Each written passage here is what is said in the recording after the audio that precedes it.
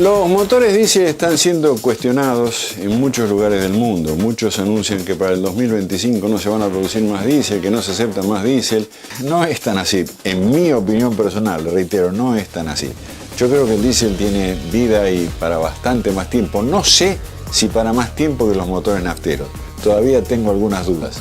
Hay un montón de variedades acerca de los motores diésel para que puedan funcionar correctamente, inclusive con otros combustibles que no necesariamente el gasoil. No quiero profundizar en el tema, pero creo que tiene un futuro realmente importante. Y para reforzar esa idea, y vamos a volver sobre este tema porque es un tema que a mí particularmente me interesa mucho, porque los diésel creo que son magníficos motores con un rendimiento formidable, superior en toda la gama a los motores de gasolina. Vemos un video de Bosch que creo que nos va a aclarar un poquitito estos conceptos.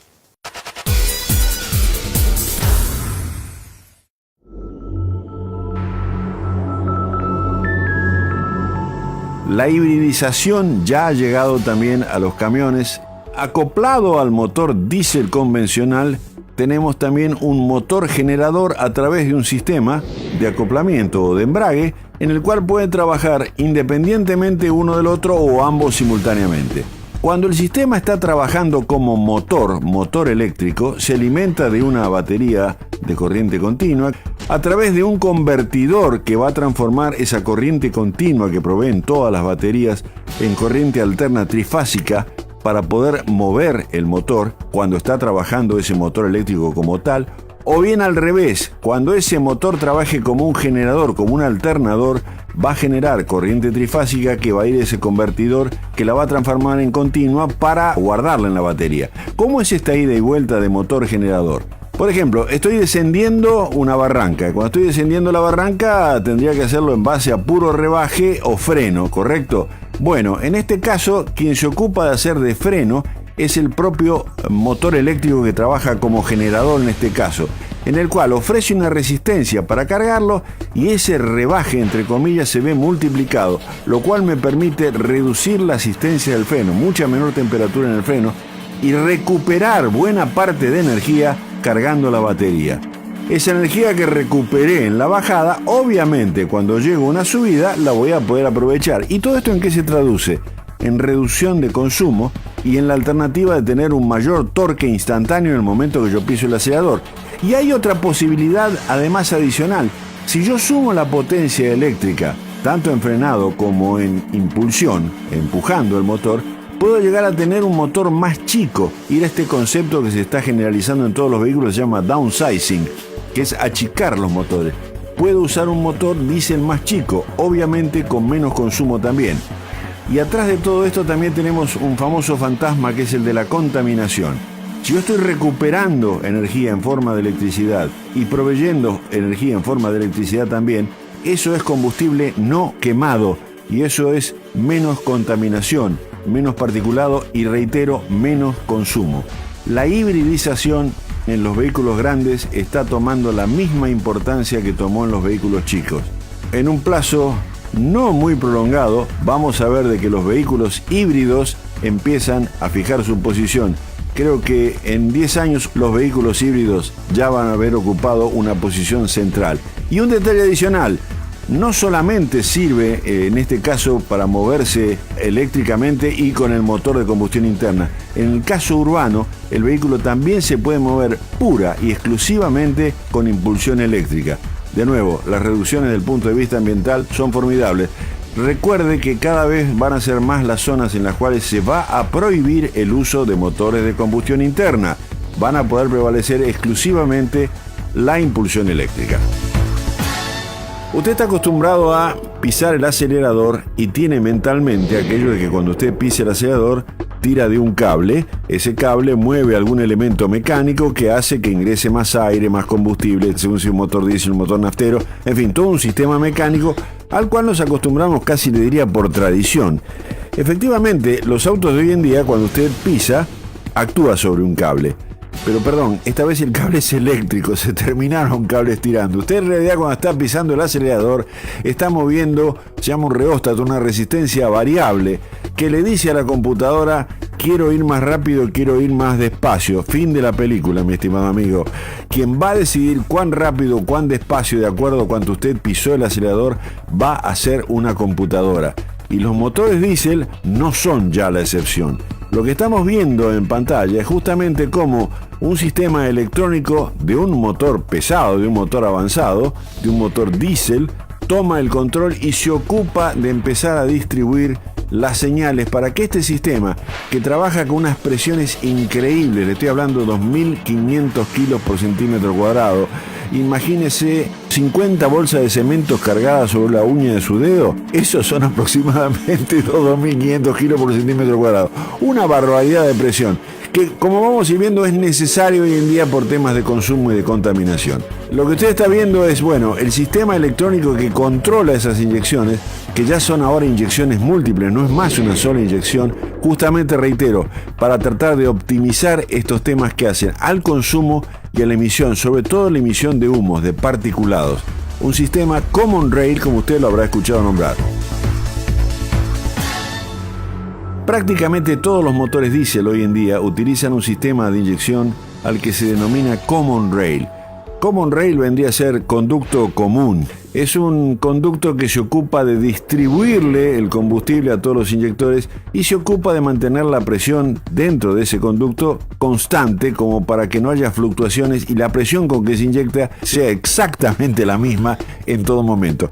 Y estamos hablando de presiones sumamente altas, 2.500 veces la presión que soportamos en la atmósfera, 2.500 atmósferas, una barbaridad de presión. Imagínense un pequeño taco muy finito de una mujer con 50 bolsas de cemento arriba, el efecto de presión que tiene. Esa es la presión que están inyectando los sistemas de alta presión hoy en día. ¿Cómo se controla esa presión? Bueno, desde que llega al tanque de combustible lo toma una bomba de baja presión, por supuesto con un montón de sistemas de filtrado en el medio, y quiero resaltar esto, hoy en día los filtros de combustible han tomado una relevancia que antes no era tan estricta, porque las toberas, los inyectores, las huelgos tienen luces extremadamente pequeñas y no toleran ninguna partícula. El filtrado del combustible hoy en día es absolutamente necesario.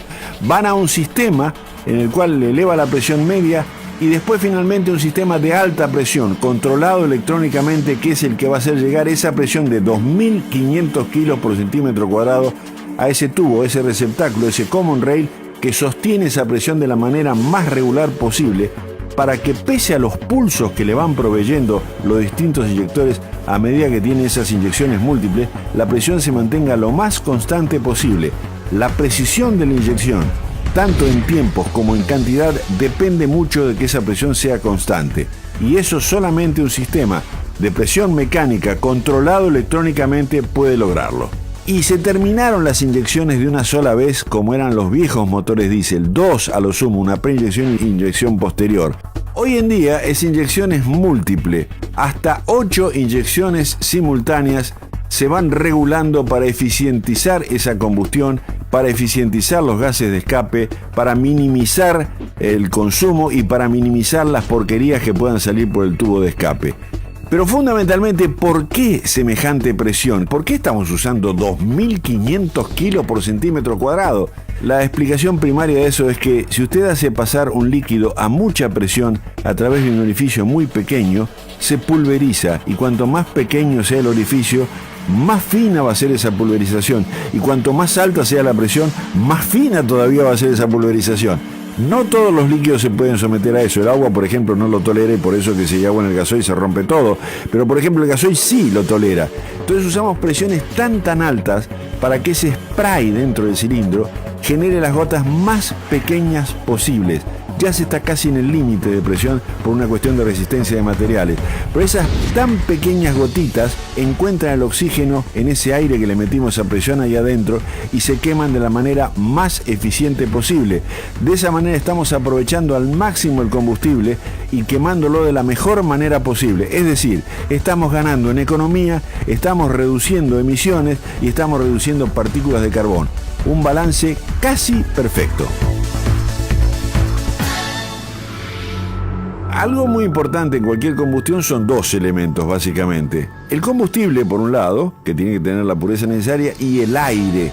Bueno, estos motores tienen una especial particularidad para poder incorporar aire. Lo hacen a través de una especie de, discúlpeme el término, inflador, que podemos llamarlo así, que es un aparato que toma energía de los gases de escape que de alguna manera se tiraría, no se utilizaría, y utiliza esa presión de esos gases de escape para comprimir aire. Comprimirlo, enfriarlo, haciéndolo pasar a través de una cosa que se llama intercooler, que le baja la temperatura tanto como sea posible para introducirlo al motor lo más frío posible, porque ese aire después va a ser comprimido y a resultas de esa combustión va a ser también elevada su presión y elevada su temperatura como para poder inyectarlo, y además también por una cuestión de contaminación va a ser mezclado, aunque parezca mentira, con gases de escape a través de un sistema que se llama EGR. EGR viene de Exhaust Gas Recirculation, recirculación de gases de escape. Estamos inyectando gases de escape en la admisión para bajar las temperaturas de pico de la combustión y que no se generen algunas cosas sumamente tóxicas, como por ejemplo los óxidos de nitrógeno, a resulta justamente de esas elevadísimas temperaturas de combustión.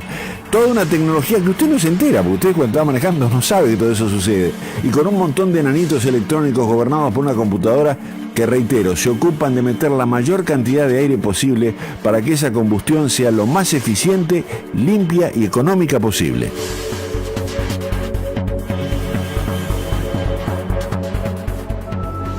Usted va a ver que en los camiones de nueva generación, Euro 5 y cuando se venga el Euro 6, además de combustible, va a tener que cargar algo más. Va a tener un tanque en el cual va a tener que agregar un compuesto con base de urea. Cuando se quema cualquier combustible a altas temperaturas, caso del diésel particularmente, uno de los compuestos más difíciles de reducir son los óxidos de nitrógeno. Hay que eliminar el óxido de nitrógeno porque el óxido de nitrógeno forma ácido nítrico y hace que la atmósfera se torne ácida también. ¿Podemos reducir el óxido de nitrógeno? Sí podemos. ¿Cómo? A través del amoníaco. Si a los gases de escape le agregamos dosificadamente pequeñas dosis de amoníaco, y entiéndame bien, esta solución de amoníaco no va a ser introducida al motor, esto va a ser agregado a la salida del motor, es decir, donde los gases de escape van al tratamiento posterior, que cuando llegue al catalizador va a terminar reduciéndose en agua y en nitrógeno, que son componentes que están en la atmósfera naturalmente. Vapor de agua tenemos y nitrógeno sabemos que es el 78% del contenido atmosférico, es decir, absolutamente neutro, justamente para minimizar el efecto de estos motores en la atmósfera y que podamos seguir respirando. Y además va a tener una ventaja adicional: está todo calibrado para que si ese líquido está, se pueda reducir aún más el consumo de combustible.